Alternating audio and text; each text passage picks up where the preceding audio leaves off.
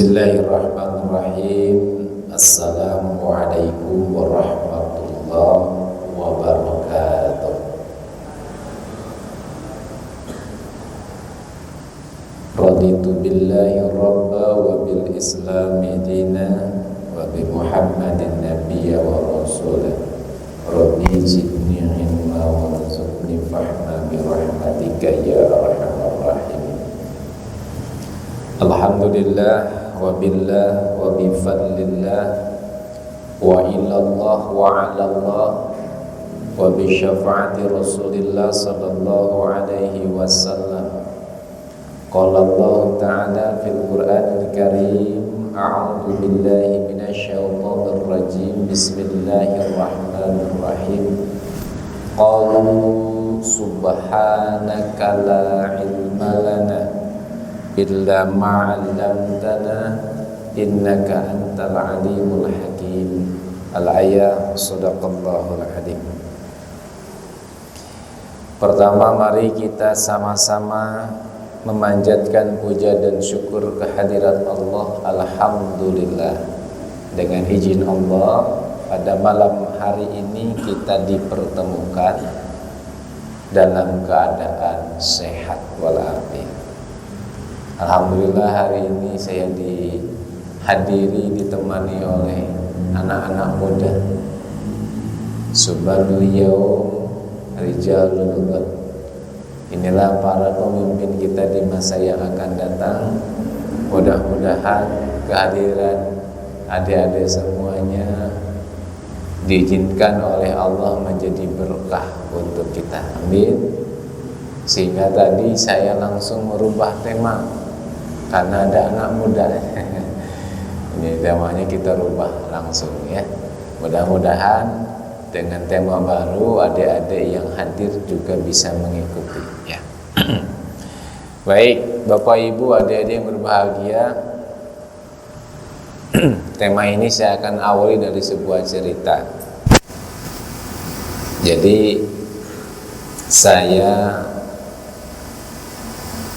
pekan lalu atau pekan sebelumnya berkhutbah. Ada tugas khutbah di salah satu kantor pajak di Candisari. Nah, ketika perjalanan dan sampai ke tempat masjid, sampai naik mimbar, itu saya melihat ada beberapa angkot dan beca yang masih santai. Supir-supirnya masih santai, sudah Jumatan tapi belum masuk untuk melaksanakan salat Jumat. Ya, selesai salat Jumat, saya melakukan sebuah dialog imajiner antara saya dengan tukang angkot. Pak Dek saya. Lalu saya tanya ke Pak Dek saya ini, Pak Dek Muslim buatan? Oh, Muslim. Oh, alhamdulillah. Kalau Muslim berarti menurut Pak D, sholat Jumat itu wajib buatan? Oh, wajib. Berpahala enggak? Oh, pahala. Yakin Pak D ada pahala? Oh, yakin. Kalau ditinggalkan gimana Pak D? Oh, berdosa. Yakin Pak D? Oh, yakin. Dari mana Pak D yakin? Ya, saya dapat ilmu dulu juga waktu kecil saya ngaji. Sholat Jumat itu wajib. Terus saya tanya, kenapa Pak D nggak sholat Jumat? Beliau dengan sangat enteng mengatakan, kalau saya sholat Jumat nanti saya nggak dapat uang 25.000 Mas. Kehilangan uang 25.000. Oh, ngata. Saya lanjutkan pertanyaannya. Pak D punya ginjal buatan? Punya. Di mana ginjalnya? Di sini sampai dipegangin. Mana nggak kelihatan? Ginjal itu kan barang gaib, nggak kelihatan. Yakin Pak D ada ginjal? Ada di sini. Berapa Pak D? 2. Yakin. Dapat informasi dari mana? Informasinya ya dari waktu saya sekolah, dari dokter juga, dari kesehatan juga. Di sini ada ginjal. Oh, ya udah kalau gitu Pak D, ginjalnya saya beli 25.000. Mau enggak? Oh, enggak mau. Kalau diambil, ya saya mati tuh Mas. Ya udah saya naikin Pak 50.000. Mau? Enggak mau. Ya udah saya naikin 100.000 Pak. Mau? Enggak mau. 1 juta Pak. Deal? Enggak. 10 juta deal? Enggak. 100 juta Pak deal? Sebetulnya pingin uang 100 juta, tapi buat apa sih Pak 100 juta kalau saya malah meninggal dunia? Ternyata keyakinan dia punya 2 ginjal tidak bisa digoyahkan dengan uang 100 juta. Tapi keyakinan sholat Jumat berpahala masih bisa digoyang dengan uang berapa? 25.000. Apa yang membedakan adik-adik?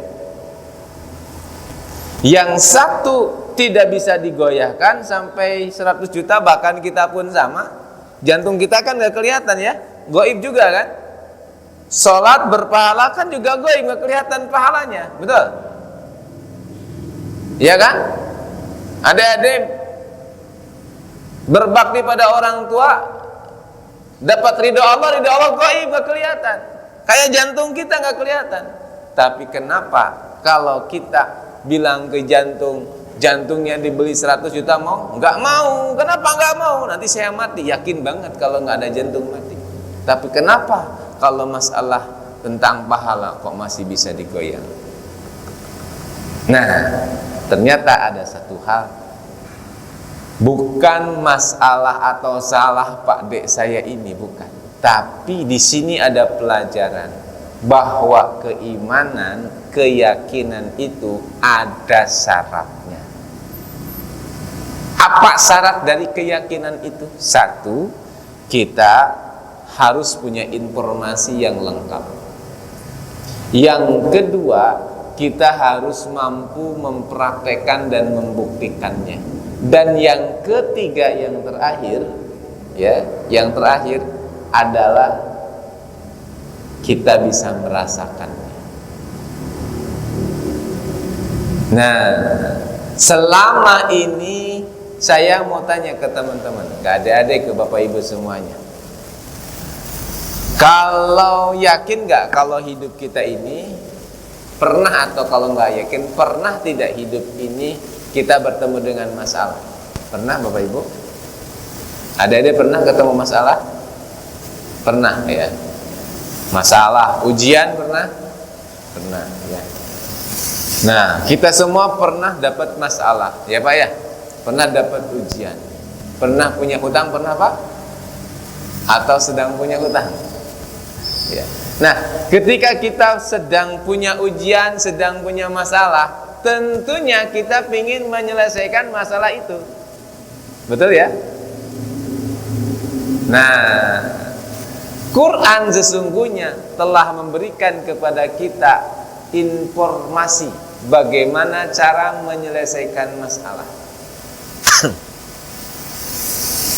Di antaranya Allah sampaikan kepada kita, kalau kita punya masalah, Allah memberikan solusi kepada kita, dan kalau kita yakin, insya Allah selesai masalah itu. Apa ayatnya? Wasta'inu bisabri wassalah. Mintalah pertolongan kepada Allah dengan sabar dan salat.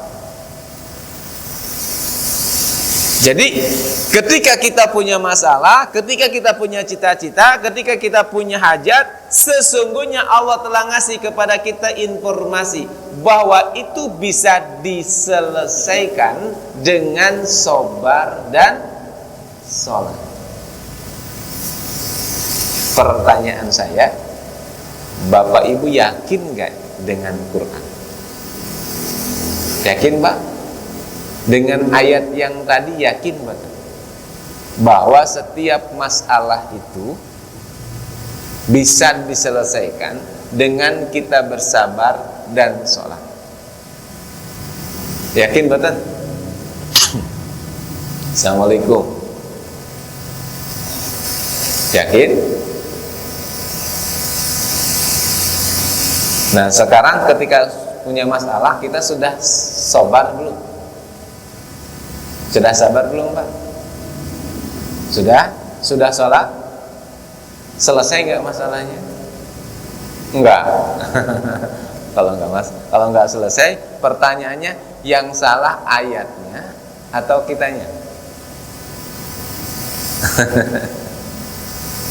Ya, Bapak Ibu berbahagia, hari ini kita akan bahas seputar itu, seputar pembuktian keimanan. Kenapa? Karena iman itu harus dibuktikan. Atau kalau dalam bahasa lainnya yang akan kita bahas hari ini adalah menembus kemustahilan. Dalam hidup ini insya Allah tidak ada yang mustahil, semuanya bisa ditembus, kira-kira begitu. Nah, Bapak Ibu berbahagia, tadi kita sudah membahas awal tentang apa itu iman ya. Jadi iman itu apa Bapak Ibu? Iman itu adalah sesuatu yang betul-betul kita yakini secara sempurna, totalitas, dan keyakinan itulah yang insya Allah akan menguatkan kita.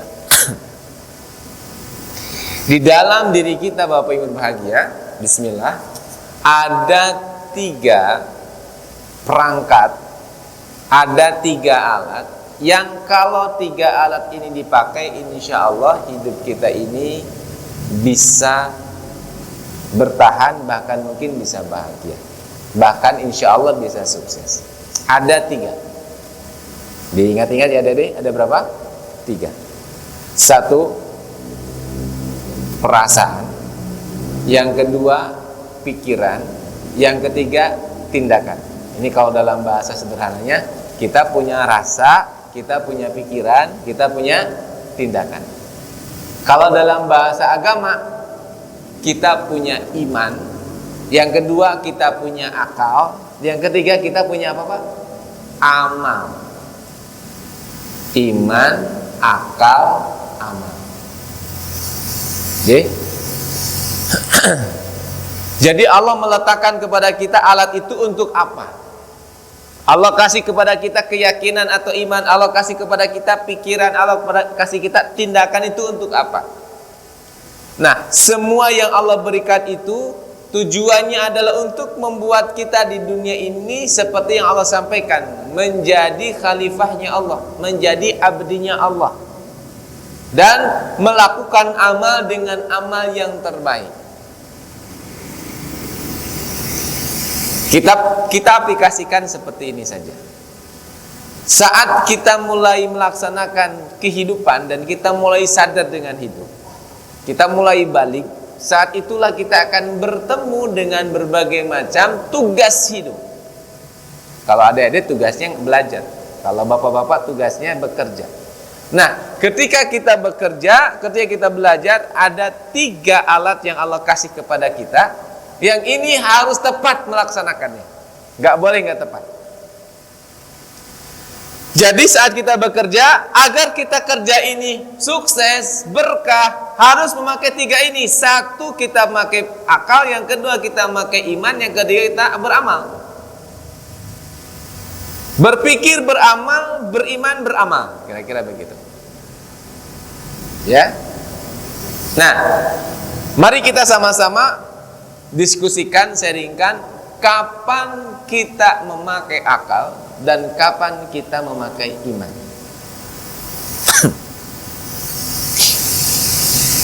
Jadi di dalam takdir yang Allah kasih, kejadian yang Allah berikan pada kita, atau dalam masalah yang kita akan hadapi itu ada 2 hal yang mungkin. 1, masalah kita ini masuk akal. Yang kedua, masalah kita ini tidak masuk akal atau mustahil. Ya. Yang pertama masuk akal, yang kedua mustahil. Itu terkadang dalam masalah kita akan ketemu dengan 2 hal. Nah, saat kita bertemu dengan sesuatu yang masuk akal, maka di sanalah kita memakai akal kita. Contoh, gula rasanya apa Pak? Manis. Maka percaya atau tidak percaya, yakin atau tidak yakin, tetap gula itu rasanya apa? Manis. Usah pakai akal aja, nggak usah pakai iman yang kayak begitu. Misalkan 4 kali 4 berapa? 16. Gak usah pakai keyakinan 4 kali 4 ya udah 16. Betul Pak? Nah, kita akan belajar tentang kapan kita pakai iman, kapan kita pakai akal. Karena terkadang kita memaksakan akal, padahal ini harusnya pakai iman. 2 tambah 2 berapa dek? 4. Udah ini pakai akal. Tapi kalau ada rumus begini, pertanyaan begini, 4 kali 4 dikali 10 dipangkatkan 8 dibagi 7 akar kuadrat 2 dibagi 5 per 10 dipangkatkan 8 berapa? Sama dengan 7. Yakin gak? Karena enggak, ini udah gak bikin akal, udah gak mikir ya. Terus saya dapat informasi dari saya 7 Pak. Hanya 2 percaya saya atau tidak percaya. Betul? Kalau percaya saya berarti jenengan yakin dengan saya. Kalau nggak percaya berarti nggak yakin. Nah, di dalam hidup Bapak Ibu selalu ada 2. Satu yang masuk akal, yang kedua yang mustahil. Nah, kapan iman itu kita pakai? Saat kita bertemu dengan sesuatu yang mustahil. Oke. Saya kasih contoh dulu ya. Sebelum kita mengaplikasikan dalam kehidupan kita. Saya kasih contoh.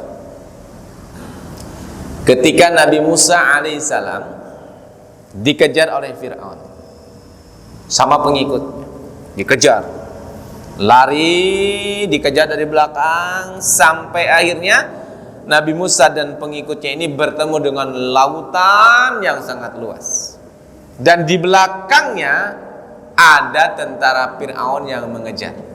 Lihat apa yang disampaikan oleh pengikut Nabi Musa.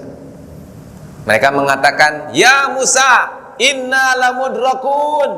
Inna lamudrakun. Kita akan tersusul Musa. Kita akan tersusul." Kira-kira ini pengikut Nabi Musa pakai iman apa pakai akal? Pakai akal. Betul? Kenapa? Ya pasti tersusul kok. Logikanya kan begitu. Wah, udah, pokoknya hancur kita, habis kita, tersusul kita. Ketemu dengan Nabi Musa. Lihat apa yang katakan Nabi Musa. Kalla, tidak, sekali-kali tidak akan tersusul. Inna ma'iya rabbi sayahdin. Sesungguhnya Rabbku bersamaku sayahdin. Dia akan memberi petunjuk. Nah, Nabi Musa pakai apa Pak? Iman. Pengikutnya pakai apa? Akal. Mana yang betul Pak dalam kondisi ini? Nabi Musa. Kenapa? Udah mustahil. Menurut akal habis. Ini lautan. Namun karena beliau yakin kepada Allah, dia memakai iman, dan totalitas imannya, apa yang terjadi Bapak Ibu? Kemustahilan itu bisa dibuktikan. Ya, kemustahilan yang terjadi kepada Nabi Musa ini, kaum ini dibuktikan. Kata beliau, kalla, tidak, sekali-kali tidak. Allah bersamaku, keyakinan yang sangat kuat, mutlak. Dan apa yang Allah berikan kepada Nabi Musa wahyunya, pukulkan wahai Musa tongkatmu ke dalam laut. Dipukulkan ke dalam laut itu, dan akhir laut terbuka menjadi gunung Pak. Dan ini menjadi jalan yang sangat luas. Mustahil. Tapi karena dengan iman terbukti. Quran itu sebagai informasi atau petunjuk Pak? Quran itu diberikan Allah sebagai informasi saja atau sebagai petunjuk? Sebagai petunjuk, huda. Artinya kisah Nabi Musa yang ada dalam Al-Quran itu petunjuk untuk kita atau hanya cerita saja? Petunjuk. Artinya kita akan bertemu dengan sesuatu yang mustahil dalam hidup. Betul Pak? Nah, ketika kita bertemu dengan yang mustahil ini, yang kita pakai iman. Gitu. Saya kasih lagi contoh. Nabi Ibrahim alaihissalam. Beliau ini memukul berhala-berhala di seluruh kuil. Dan disisakan satu berhala paling gede, dikasih martil. Pagi harinya semuanya pada sibuk. Siapa yang menghancurkan berhala saya ini? Dipanggil Ibrahim. Wahai Ibrahim, kamu ya yang memukul dan menghancurkan berhala ini? Kata Nabi Ibrahim, enggak, bukan saya. Tuh lihat matanya ada di apa? Di berhala yang paling gede. Mungkin dia. Tidak mungkin tuh ya. Nah, berarti dia pakai apa? Akal ya. Tidak mungkin. Dia nggak bisa ngapa-ngapain, gitu kan? Dia kan pakai apa? Akal tuh. Lalu Nabi Musa menjawabnya pakai iman. Makanya masa kayak gini jadikan Tuhan. Setelah itu Nabi Ibrahim ditangkap, diikat Bapak Ibu, dikelilingi oleh pohon-pohon bahan bakar yang sangat banyak, mau dibakar. Menurut logika mereka, Nabi Ibrahim terbakar tidak? Terbakar. Kenapa? Api itu panas. Tapi Nabi Ibrahim pakai logika iman. Kata Nabi Ibrahim, ya api panas, tapi api yang menciptakan siapa? Allah. Kalau Allah membuat api ini dingin. Apa yang terjadi? Nabi Ibrahim tidak terbakar. Kenapa? Imannya totalitas mutlak. Nah, kisah Nabi Ibrahim ini Bapak Ibu, apakah ini kisah hanya cerita saja di Quran, atau ini ada tujuan dikasihkan ke kita? Pasti ini ada petunjuk. Untuk siapa? Untuk kita yang dalam hidup kita bertemu dengan sesuatu yang menurut kita mustahil. Mustahil kok ya. Gitu? Nah, udah mulai ya Bapak Ibu ya. Berarti dalam hidup kita mendapatkan dua, satu akal, yang kedua iman, yang ketiga amal. Nah, yang akan kita bahas hari ini Bapak Ibu tentang iman itu. Kenapa? Karena iman itu kita pakai untuk menembus sesuatu yang mustahil. Baru saja kita peringati Isra Mi'raj. Dan Isra Mi'raj itu peristiwa iman, bukan peristiwa akal. Betul Pak? Di mana kita melihat bahwa itu peristiwa iman?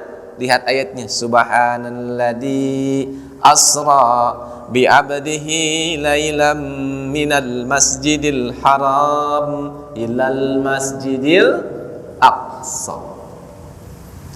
Subhanalladzi, maha suci Allah yang telah asra memperjalankan. Siapa yang dijalankan oleh Allah? Abdihi, hambanya. Dari mana? Lailan, satu malam. Jaraknya dari mana? Minal masjidil haram ilal masjidil aqsa. Pakai akal? Tidak mungkin. Tapi terjadi. Maka Abu Bakar yang pertama mengimani, pasti benar. Ya, karena Abu Bakar pakai logika iman. Maka disebutlah Abu Bakar as-Siddiq, membenarkan keyakinan. Nah, baik Ibu Bapak yang dirahmati Allah, sebelum kita bahas tentang iman ini, saya ingin menyampaikan kepada Bapak Ibu berbahagia bahwa kekuatan iman itulah yang bisa menembus kemustahilan dalam hidup kita. Gak mungkin kayaknya saya naik haji hari ini. Gak mungkin. Itu menurut apa Pak? Akal. Tapi kalau menurut iman, mungkin. Saya mau tanya Bapak Ibu, mana yang lebih cepat terbayar? Hutang 2 miliar atau hutang 5 juta? Mana yang lebih cepat terbayar? 5 juta Pak ya? Ini yang pernah ditanyakan ke saya. Mana Pak? Yang cepat terbayar yang 2 juta apa yang 2 miliar? 2 juta ya? Tapi saya disalahkan. Salah. Duga salah. Oke, beliau bertanya lagi. Kalau 2 juta tidak ditolong Allah dan 2 miliar ditolong Allah, mana yang cepat terbayar? Nah, 2 miliar. Artinya hutangnya apa ditolong Allahnya? Ditolong Allahnya ya. Betul Pak? Menurut kita ini masalahnya rumit, gak mungkin selesai. Itu menurut kita. Mohon maaf, ada masalah cuma salah paham, gak ditolong Allah, gak selesai-selesai. Tapi ada masalah besar, ditolong Allah, selesai. Berarti bukan pada masalahnya, tapi pada ditolong Allah atau enggak. Sepakat Pak? Adek sepakat Dek? Jadi sesuatu yang menurut kita yang tidak mungkin akan menjadi mungkin kalau kita pakai iman. Hari ini kita bahas ini. Kenapa? Karena kita tadi prolognya bahwa ada di antara kita ini yang masih bisa digoyang. Mohon maaf, saya pun sama Pak, masih bisa digoyang. Sholat isya masih bisa digoyang dengan perjalanan Pak. Apalagi kalau Bapak suka PSIS, pas jam 6:30 main, lagi rame-ramenya sholat isya, Allahu Akbar, digoyang sama nonton PSIS Pak, sholat isyanya, betul nggak Pak? Nah, mari kita lihat sesungguhnya bagaimana kita cara membuktikan keimanan itu. Bapak Ibu, keimanan kalau kita betul-betul totalitas ke Allah beriman, Masya Allah, ini kita bisa membuktikan bahwa sesuatu yang mustahil menurut kita ini tidak ada. Kenapa? Karena kita punya iman. Kata. Nah, pertanyaan saya Bapak Ibu, berarti kalau begitu bisa enggak kalau ditolong Allah, masalah Bapak Ibu dipercepat oleh Allah penyelesaiannya? Bisa? Bisa ya. Kalau hari ini misalkan ada amanah itu hutang yang baru mau lunas 10 tahun kemudian, bisa enggak kalau ditolong Allah hanya dalam waktu 2 bulan lunas? Bisa?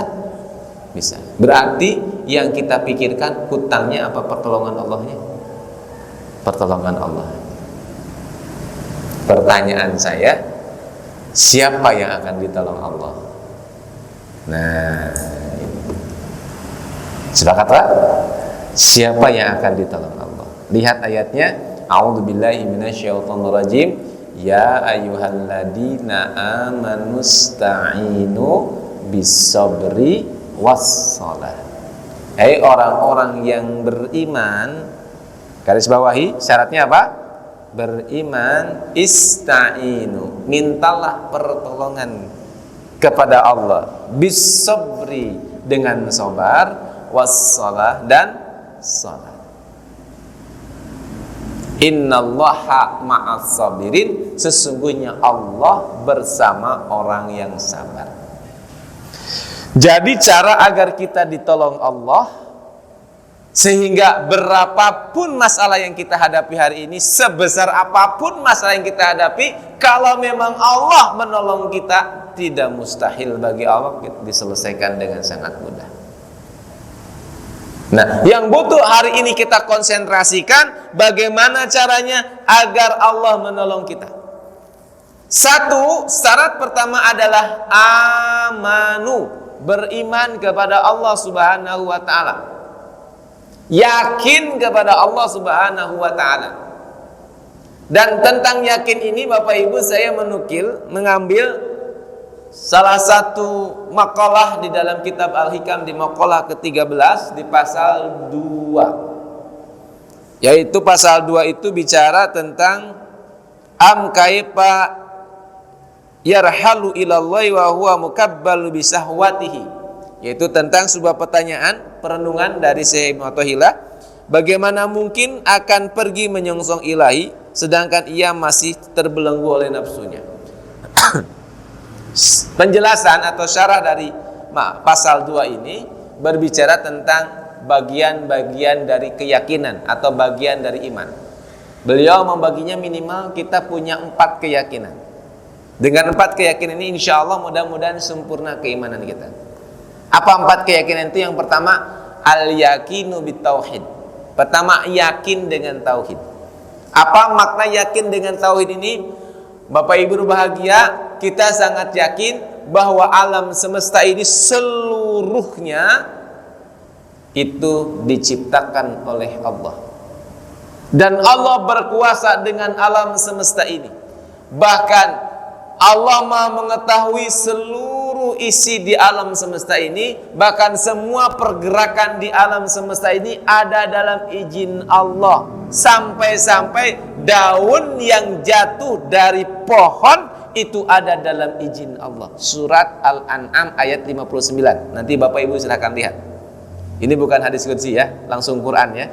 Sampai-sampai daun yang jatuh dari pohon itu ada dalam pengetahuan Allah, ada dalam izin Allah. Berarti Bapak Ibu, daun yang jatuh itu sepele atau penting Bapak Ibu? Daun jatuh itu kan sepele ya. Yang sepele aja itu ada dalam izin Allah. Apalagi takdir masalah musibah yang sedang panjenengan hadapi. Semuanya atas izin siapa? Allah. Nah ini harus kita yakini dulu. Misalkan ada adik, ya ada yang mungkin sudah kehilangan ibunya, kehilangan ayahnya, atau mungkin apalagi ya, dimarahin sama ayah, dimarahin sama ibu, ataupun yang lain. Semua itu sudah ada dalam izin Allah. Ini keyakinan yang penting yang harus kita miliki. Ciri orang yang yakin bahwa itu izin Allah, maka musibah itu diterima dengan sukacita, nggak ada keluhan. Itu cirinya. Sekarang saya tanya ke bapak-bapak, bapak-bapak sering mengeluhkan istri tidak? Sering ngeluh sama istri enggak? Mengeluhkan istri, walaupun cuma dalam hati. Asem, nggak ngerti aku kan capek. Misalkan gitu, ada nggak kayak gitu? Ada. Sering Pak. Padahal istri itu hadir atas izin siapa? Allah. Berarti kalau begitu Bapak sudah beriman belum? Belum sempurna. Belum sempurna imannya. Kenapa? Masih ngeluh. Dengan apa? Dengan takdir yang Allah kasih. Kan itu atas izin Allah. Gak ada yang ada izin Allah. Ini prinsip yang pertama dari kitab Al-Hikam ini Bapak Ibu. Untuk apa? Untuk menguatkan bahwa apapun yang terjadi pada kita, baik atau buruk, itu izin Allah. Kalau izin Allah apa? Ya kita terima Pak. Terus Pak? Kita terima. Misalkan saya baru pulang atau Bapak baru pulang keluar kota, pulang jam 2:30, lihat WA HP.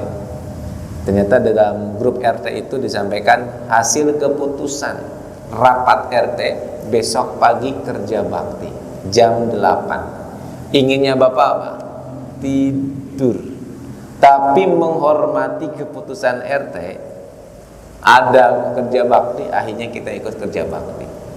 Ngeluh nggak Pak? Enggak. Kenapa? Ini sudah izin, sudah menghormati keputusan siapa? RT. Betul Pak? Nah, sekarang yang memutuskan adalah sang pemilik hidup, Allah, kepada kita. Dan keputusannya itu Bapak Ibu adalah keputusan yang hari ini terjadi pada kita. Ada yang baik, ada yang enggak. Seharusnya kita pun menghormati itu dengan cara tidak mengeluh. Itu Pak ya. Ciri orang yang yakin pertama, beriman pertama, yakin bahwa seluruh alam semesta ini diciptakan Allah, bahkan daun yang jatuh itu ada dalam izin Allah, apalagi takdir yang Allah kasih kepada kita, apalagi nasib yang Allah kasih kepada kita, itu semua atas izin Allah, dan semuanya kita mengatakan siap ya Allah, ini izinmu pasti baik. Bapak Ibu, kalau keputusan Allah itu sudah sempurna atau belum? Insya Allah sempurna ya, karena Allah Maha sempurna. Berarti izin Allah itu sempurna tidak? Sempurna. Mohon maaf, ini logika saja. Anak kita usia 5 tahun izin sama kita, Pak, jam 11 malam saya mau keluar, mau main di halaman jam 11 malam. Diizinkan tidak? Enggak. Kita aja ketika mau ngasih izin kepada seseorang, ngukur dulu manusia. Ini jangan, ini masih kecil. Betul? Berarti kalau Allah telah mengizinkan kepada kita dengan masalah yang hari ini kita hadapi, yang menurut logika kita ini gak masuk akal, kira-kira baik gak Pak? Allah sudah mengukur, ini baik buat engkau, sudah diizinkan Allah, engkau punya masalah ini. Bahkan Allah kuatkan lagi dengan surat Al-Baqarah ayat terakhir, la yukallifullahu nafsan illa us'aha. Allah tidak memberikan beban kepada seseorang kecuali ada dalam kemampuan. Terus Pak? Nah ini al-yakinu bitauhid. Yakin dengan jaminan Allah. Yakin dengan apa-apa yang sudah Allah kasih. Semuanya milik Allah. Kita milik Allah. Yang pertama. Yang kedua adalah yakin dengan jaminan Allah. Wa ma min dabatin fil ardi illa 'alallahi rizquha. Bahwa tidak ada satupun binatang melata di muka bumi ini, termasuk kita manusia, illa, kecuali. Kalau kecuali berarti tidak ada lagi, Pak ya. Kecuali apa? Sudah dicukupkan oleh Allah rezekinya. Karena sudah dicukupkan, bagaimana Pak? Khawatir tidak? Harusnya tidak khawatir. Cecak aja rezekinya nyamuk. Cecak merayap, nyamuk terbang. Harusnya cecak stres nih. Bunuh diri harusnya Pak. Tapi cecak tidak pakai logika, karena nggak punya logika. Dia hanya nunggu saja Pak. Dan Allah kasihkan nyamuk itu ke mulutnya cecak. Ajaib. Apalagi manusia. Ini sebuah kisah yang sangat menarik buat Bapak Ibu menurut saya. Ada seorang bapak-bapak ini kalau menurut kita mungkin polos Pak ya. Polos itu jujur, lugu ya.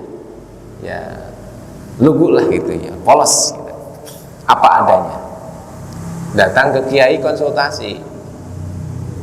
Kiai, aku kerjanya serabutan, nggak cukup uangku buat keluarga. Payah, capek, kurang terus. Tolong dong dikasih solusi. Gitu. Terus kiai tersenyum.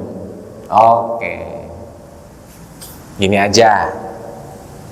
Mau jadi muridku? Mau. Kalau jadi muridku ngikut ya. Iya siap. Namanya orang polos ya, siap aja. Ya. Sepekan ini kamu pulang ke rumah, silahkan kamu tetap pertahankan ngeluhmu. Tetap ngeluh dengan pekerjaan, ngeluh dengan istri, ngeluh dengan makanan yang gak enak, ngeluh dengan panas, ngeluh dengan hujan. Silahkan ngeluh terus, ngeluh. Seminggu saja ya. Ngeluh dengan rezeki yang kurang, ngeluh aja. Seminggu tapi nanti setelah seminggu kembali lagi. Siap. Nah, namanya orang polos kan, siap aja, siap. Pulang. Seminggu kemudian datang, ditanya sama kiai, gimana? Ngeluh terus? Iya. Pertanyaan aku, kata kiai, setelah ngeluh masih hidup enggak? Masih. Nah, ngeluh aja hidup. Gitu kan, kata kiai. Ngeluh aja masih hidup. Oke, seminggu kedua. Nah, minggu kedua nih. Diganti. Jangan ngeluh, bersyukur. Dapat 1.000, alhamdulillah. Dapat 5.000, alhamdulillah. Istri cemberut, alhamdulillah. Panas, alhamdulillah. Hujan, alhamdulillah. Semuanya disyukuri. Dan ingat, senyum terus, bahagia terus. Angel kiai. Pokoknya kalau mau jadi muridku, ngikut. Oh siap. Oke ya? Oke. Akhirnya yang kedua Pak, minggu kedua pergi, tapi dengan cara apa? Senyum, bahagia, syukur. Seminggu kemudian pulang lagi ke kiainya. Gimana? Yang kedua, sudah bersyukur? Alhamdulillah sudah. Masih hidup? Masih. Tuh masih hidup juga. Nah, oke, sekarang minggu ketiga. Milih, mau ngeluh terus seperti minggu 1 atau bersyukur seperti minggu 2, mana yang dipilih? Dia milih yang pertama apa yang kedua Pak? Milih yang kedua. Ya udah, saya mau bersyukur aja. Udah, minggu ketiga bersyukur, minggu keempat bersyukur. Hilang ngeluhnya Pak. 2 bulan kemudian masalahnya selesai. Cara kiai untuk menanamkan apa? Iman. Bahwa yang menjamin itu siapa? Allah. Mohon maaf, sebelum saya lanjut, saya sampaikan terlebih dahulu sebuah perbandingan agar lebih mudah. Bapak Ibu, kalau kita makan cabai setan 1 kita makan, Pedasnya itu pada waktu itu saja atau seminggu kemudian masih pedas? Pas waktu itu saja ya. Berarti misalkan minggu kemarin kita makan cabai, sekarang masih pedas. Itu berarti ini lucu apa wajar, Pak? Lucu ya. Nah, dibalik sekarang, makan cabainya minggu depan.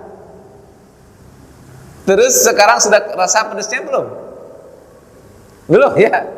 Kalau dari sekarang udah rasa pedasnya berarti apa? Lucu. Betul Pak? Harusnya kalau kita makan cabai ya pedasnya pada waktu itu. Betul. Tapi Pak, kalau cabai yang pedas itu kita simpen di coet, kita kasih gula, kita kasih bawang, kita kasih garam, kita kasih tomat, kita kasih terasi, kita kasih micin, diulek, pedas apa enak Pak? Jadi enak ya. Oke. Sekarang kita disakiti orang Pak, tahun lalu disakitinya, sekarang masih sakit nggak? Kalau masih sakit berarti lucu. Disakitinya, dibohonginya 2 tahun yang lalu, sekarang kau masih kerasa, berarti apa? Aneh. Betul Pak? Atau dibalik, dari sekarang udah dibayangin bahwa kita akan dimarahin sama suami padahal belum dimarahin. Lucu juga. Ini obrolan sederhana, seorang ibu nanya ke saya, Ustaz, sekarang biaya kedokteran Unisula berapa sih Ustaz per semesternya? Wah saya nggak tahu Bu, mungkin kurang lebih 100 juta. Ya saya tahu mungkin kurang lebih 100 juta. Waduh kok mahal banget ya. Lah emang kenapa Bu? Saya mau masukin anak saya ke kedokteran, tapi kok mahal banget ya? Iya Bu, memang kedokteran yang mahal. Memang sekarang putra ibu kelas berapa? Anak saya baru TK. Baru TK udah mikirin apa? Kedokteran. Pedesnya udah dirasakan sekarang, kan lucu Pak. Itulah yang sering terjadi pada kita. Terus Pak, nih orang iseng menyewa utang piye iki? Lho kok udah dipikirkan sekarang? Jadinya apa Pak? Capek. Terus Pak, sering gitu? Nah, yakin dengan jaminan Allah itu apa? Ya udah fokus dengan apa yang kita sekarang lakukan. Masalah ke depan serahin sama Allah saja. Semuanya Allah yang ngatur. Semuanya Allah telah atur semuanya. Dijamin sama Allah. Aduh, pusing. Anak-anak udah SMP semua nih. Aduh, SMA. Aduh, udah adu-adu terus Pak. Aduh, piye iki. Selanjutnya yang ketiga, iman dengan yakin bahwa Allah itu akan memberikan balasan. Faman ya'mal misqala dzarratin khairan yara wa man ya'mal misqala dzarratin syarran yara. Seberat jarrah kebaikan dibalas sama Allah. Sebaliknya, seberat jarrah keburukan Bapak Ibu dibalas sama Allah. Cara sederhana saya praktekkan Bapak Ibu. Ini kalau saya anggap bola gitu ya. Dan di depan saya ini tembok, lalu saya lempar bola ini ke tembok dan tembok ini dekat. Kira-kira mantulnya ke saya cepat Pak? Cepat ya. Nah, kalau bola ini saya kasih tulisan marah, lalu saya lempar marah ini ke tembok kehidupan, mantulnya cepat Pak? Cepat ya. Yang kenapa saya sebut jarak, ada jarak depan, dekat, jauh. Semakin dekat semakin mudah mantulnya. Hati-hati Bapak Ibu dengan marah kita. Dan hati-hati dengan sikap kita dengan orang terdekat. Siapa orang terdekat kita? Satu, istri. Yang kedua, suami, ibu, anak, orang tua. Saat kita marah kepada anak Bapak Ibu, itu mudah sekali kepada kita kembalinya. Cek saja, kalau bapak ibu marah kepada anak kita, siapa yang capek? Ibunya, ayahnya, apa anaknya? Biasanya ayahnya ya. Main HP terus, dong. Anaknya cuma senyum-senyum aja. Kitanya yang marah, kita yang capek.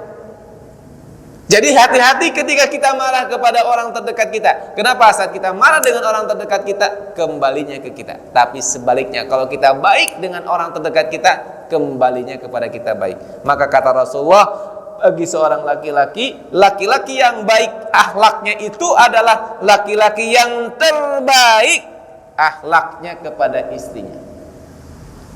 Kenapa yang paling dekat? Karena mohon maaf, sulit sekali kita ini berakhlak baik kepada istri, Pak, atau berakhlak baik kepada suami. Pasti grundel, ya kan, Pak? Ibu pernah grundel ke suami? Senyumnya kelihatannya pernah. Ketika grundel itu, kita sering ngerasani dalam hati itu, saat itulah sebetulnya feedbacknya abot, cepet. Makanya apalagi ke orang tua yang melahirkan kita durhaka kepada orang tua, Allah langsung dilihatkan oleh Allah balasannya di dunia. Adik-adik hati-hati ya dengan keyakinan ini. Kalau adik-adik durhaka pada orang tua, kurang baik akhlaknya pada orang tua, dampaknya ke kita cepat, yakin cepat sekali. Kenapa kok begitu? Sudah banyak yang saya buktikan. Alhamdulillah Bapak Ibu diizinkan oleh Allah saya berkeliling ke anak-anak SMA 6.000 siswa kalau tidak salah ya. Saya puterin selama 3 tahun di Karanganyar. Hampir rata-rata yang punya masalah itu bermasalah dengan orang tua. Gitu. Adik-adik nih hati-hati. Yang ketiga ya. Jadi yang ketiga ini keyakinan bahwa semua itu akan berbalas. Apapun akan dibalas sama Allah. Kebaikan dibalas sama Allah, keburukan terbalas sama Allah. Dan yang keempat Bapak Ibu, keyakinan akan jaminan, akan pengawasan Allah. Bahwa Allah itu akan mengawasi kita. Anta budallah ka'annaka tarahu wa illam takun tarahu fa innahu yaraka. Bahwa setiap apapun yang kita lakukan itu pasti diawasi oleh Allah. Kalau 4 hal ini insya Allah ada dalam diri kita, maka itulah yang disebut dengan iman. 1, kita yakin semuanya itu atas izin Allah, Pak ya. Yang terjadi pada kita atas izin Allah, sehingga kita tidak mengeluh dengan apapun yang Allah takdirkan. Yang kedua, kita yakin bahwa Allah menjamin rezeki, karena itu kita tidak khawatir dengan masa depan dan tidak takut dengan masa lalu. Yang ketiga, kita yakin bahwa amal-amal baik kita ini insya Allah akan dibalas sama Allah. Kalau bahasa Jawanya, Gusti Allah boten sare pun, titik. Gusti Allah pasti lihat, Gusti Allah pasti balas. Dan yang keempat, kita selalu merasa diawasi Allah sehingga kita khawatir dan malu berbuat salah. Kalau 4 ini ada Bapak Ibu, maka itulah yang disebut dengan aman. Orang yang beriman. Kira-kira Bapak Ibu sakit nih dipraktekkan 4 hal ini? Insya Allah. Cirinya Bapak Ibu, apa cirinya kalau kita sudah beriman? La khaufun alaihim walahum yahjanun. Tidak ada rasa takut, tidak ada rasa sedih hati. Hatinya tenang, ayem, tentrem walaupun sedang punya masalah. Hatinya ayem, tentrem, tenang walaupun sedang menghadapi beban yang berat. Itu namanya orang beriman. Seperti yang dilakukan Rasulullah SAW ketika di Gua Thur itu sudah banyak orang yang lalu lalang, lalu siapa Abu Bakar As-Siddiq ini agak khawatir sehingga menutup semua lubang. Beliau mengatakan kepada Abu Bakar, la tahjan, innallaha ma'ana. Jangan bersedih, Allah bersama kita. Kenapa? Beliau beriman. Itulah orang beriman, yakin, tenang. Seperti Nabi Musa tadi, yakin, tenang dalam kondisi apapun. Nah ini Bapak Ibu, sampai sini insya Allah bisa diterima Bapak Ibu. Amanu, orang yang beriman. Nah, Setelah syarat pertama kita pahami bahwa Allah akan menolong seseorang kalau orang itu beriman kepada Allah, maka lanjut syarat yang kedua, sabar. Wasta'inu bis-sabri. Hei orang-orang beriman yang sudah yakin ke Allah, ayo jadikan sabar sebagai penolong. Apa itu sabar Bapak Ibu? Sabar itu adalah sabar itu Bapak Ibu adalah menerima seluruh kehendak Allah, takdir Allah, yang takdir Allah itu tidak menyenangkan untuk kita. Kalau yang menyenangkan harus diterima dengan syukur, tapi yang tidak menyenangkan diterima dengan apa? Sabar. Dan lihat kenapa kita harus bersabar. Allah sampaikan di dalam Al-Quran bahwa Allah akan memasukkan seseorang ke surganya Allah itu diantaranya adalah orang-orang yang bersabar. Syarat masuk surga itu diantaranya sabar. Yang kedua, syarat masuk surga itu keuntungan dari sabar itu adalah Allah bersama orang-orang yang sabar. Bersama itu membersamai. Jadi kalau sekarang saya bersama Bapak Ibu berarti kan dekat ya. Kalau Allah dekat dengan kita, apakah tidak ada masalah yang bisa kita tidak ditolong oleh Allah? Semuanya pasti bisa ditolong oleh Allah. Maka sabar ini sangat penting buat kita. Sehingga Bapak Ibu, kalau ada yang mengatakan sabar itu ada batasnya, berarti belum paham tentang makna sabar. Karena sesungguhnya sabar itu tidak ada batasnya. Kenapa tidak ada batasnya? Karena masalah pun akan selalu hadir ke kita. Ayo ikuti saya bersama-sama. Kadang-kadang, ayo bersama-sama. Kadang-kadang, sering, bahkan selalu, apa yang kita inginkan tidak kita dapatkan, dan apa yang kita dapatkan bukan yang kita inginkan. Betul Pak? Berarti kalau yang tidak kita inginkan itu tidak hadir ke kita, itu artinya keinginan siapa? Ada dua keinginan dalam hidup. Satu keinginan kita, yang kedua keinginan Allah. Berarti kalau keinginan kita tidak terwujud, yang terwujud keinginan siapa? Saya ulangi Bapak Ibu ya. Dalam hidup hanya dua. Satu keinginan kita, yang kedua keinginan siapa? Allah. Ketika keinginan kita tidak terwujud, yang terwujud keinginan siapa? Allah. Baik. Saya lanjutkan lagi untuk memahami sabar Bapak Ibu agar kita mau menerima.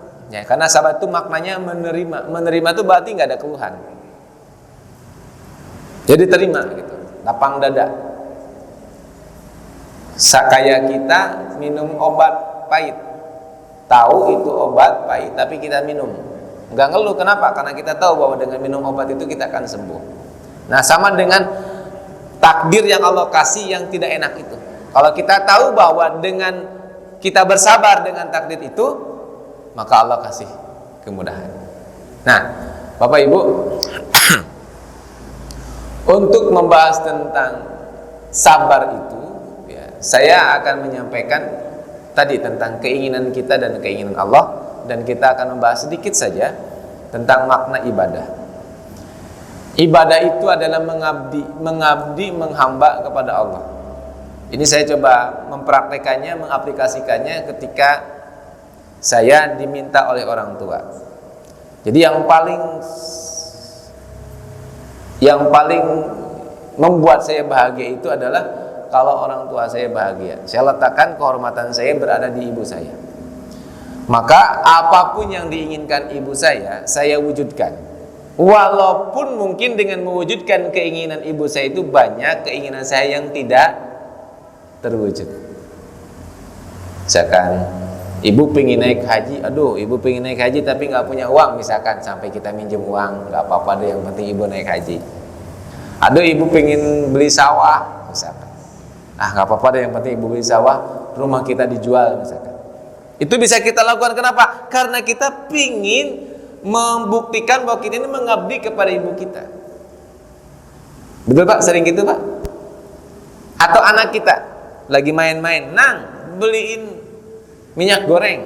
Ini sedang viralkan minyak goreng ya. Beliin minyak goreng. Dia sedang main, pinginnya main, tapi karena pingin berbakti pada orang tua, letakkan mainnya terus berangkat beliin minyak goreng. Nah, itu ciri orang yang mengabdi. Jadi mewujudkan keinginan yang paling dia cintai. Nah, bagaimana kalau seandainya saya kepada orang tua saja sudah begitu, bagaimana saya dengan yang telah menciptakan orang tua? Kalau yang telah menciptakan orang tua itu punya keinginan terhadap saya, harusnya bagaimana, Pak?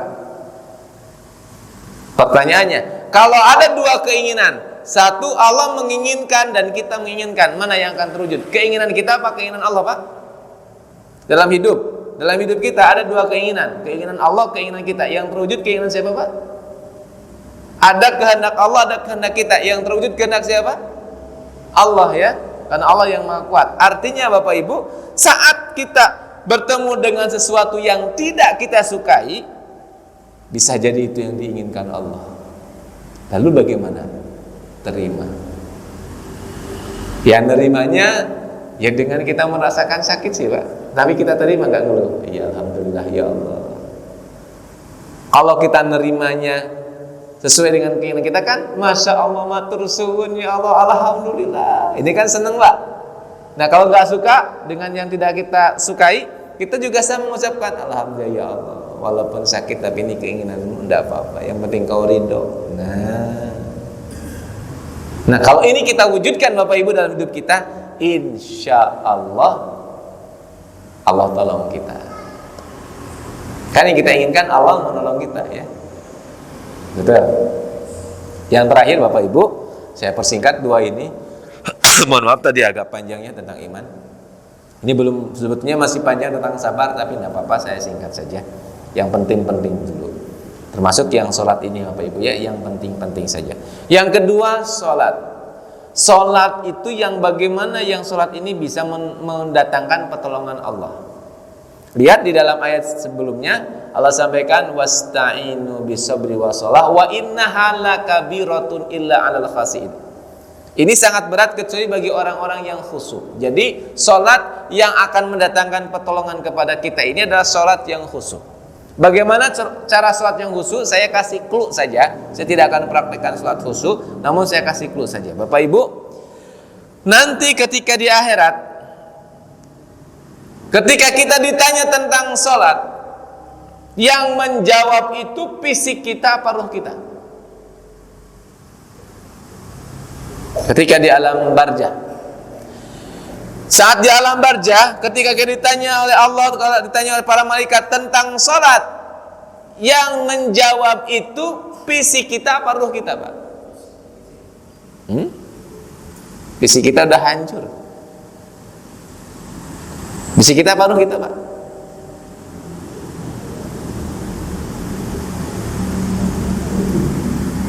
Ya. Yang akan menjawab ruh kita. Pertanyaan saya, saat sholat sekarang nih, ruh kita ikut sholat apa enggak? Itu aja sih pertanyaan saya. Saat sholat sekarang, ruh kita ikut sholat apa enggak? Allahu Akbar. Ikut sholat apa jalan-jalan ruhnya? Air hujan, waduh cucian gitu, enggak. Kalau ternyata pas sholat ruhnya jalan-jalan, pas ditanya bilangnya sholat apa enggak ya ruhnya? Ini hanya clue saja ya. Berarti kalau gitu saat sholat ruh kita harus ikut sholat. Jangan jalan-jalan sampai ke mall jalan-jalannya. Jualan masuk ke sholat, kunci rumah ketemu pada waktu sholat. Nama orang yang lupa ketemu pada waktu sholat. Oh Pak Budi sampai atahiyat, Pak Budi ternyata. Wah itu berarti ruhnya nggak ikut sholat. Jadi yang disebut dengan sholat yang insya Allah akan menolong kita, kalau ruh kita ikut sholat. Bukan fisiknya saja, tapi ruhnya ikut sholat. Bagaimana cara ruh ikut sholat? Latihan mohon Pak. Insya Allah. Kenapa? Karena ya kita harus ikut semuanya, jiwa kita. Ya ayat Tuhan nafsul mutmainah, jiwa Pak, nafs yang akan datang ke Allah itu. Ngerti? Genap itu apa ya? Seluruh. Terkadang hayalan kita, pikiran kita sholat tuh nggak ke sholat gitu, padahal cuma 5 menit. Kalah sama main bola. Main bola 1 jam itu bisa fokus Pak, tapi sholat 5 menit Masya Allah susah fokusnya. Nah kalau kita sholatnya bagus, insya Allah itu yang akan mendatangkan pertolongan Allah. Jadi Bapak Ibu, yang saya tanyakan tadi, bagaimana caranya agar kita ditolong Allah? Satu, kita beriman pada Allah. Tadi sudah kita bahas iman apa.